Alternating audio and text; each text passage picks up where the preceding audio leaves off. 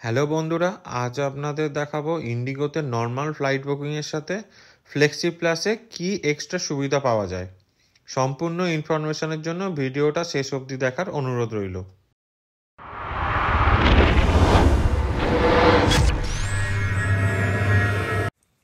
প্রথমেই বলে রাখি, ফ্লেক্সি প্লাসে per person extra cost approx 400 থেকে 800 লাগে।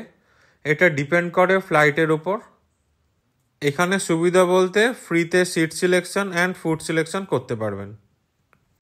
আমার প্রথম ফ্লাইট ছিল কলকাতা থেকে দিল্লি, যেখানে আমি টিকিট কাটার সময় ফ্লেক্সি প্লাস ইউজ করাতে উইন্ডো সিট টিকিট কাটার অপশান পেয়েছিলাম।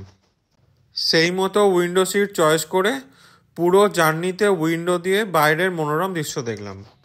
টিকিট কাটার সময় ফুড সিলেক্ট করেছিলাম ভেজ ল্যাক্টো মিল। প্রথমেই বেভারেজ দিয়েছিল, যেখানে fruit juice, cold drinks and T options ছিল। দেন ভেজ ল্যাক্টো মিল বলতে ওরা পনির টিক্কা স্যান্ডউইচ দিয়ে গেল। স্যান্ডউইচের পরিমাণটা বেশ ভালোই ছিল। সবচেয়ে ভালো ব্যাপার হলো, যতবার বলা হয়েছিল ততবার ওরা ফ্রিতে জল দিয়ে গেছিল।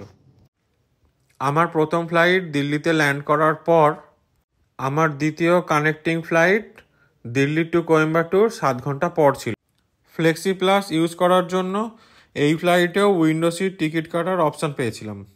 এই ফ্লাইটেও উইন্ডো সিট চয়েস করে পুরো জার্নিতে উইন্ডো দিয়ে বাইরের দৃশ্য উপভোগ করলাম।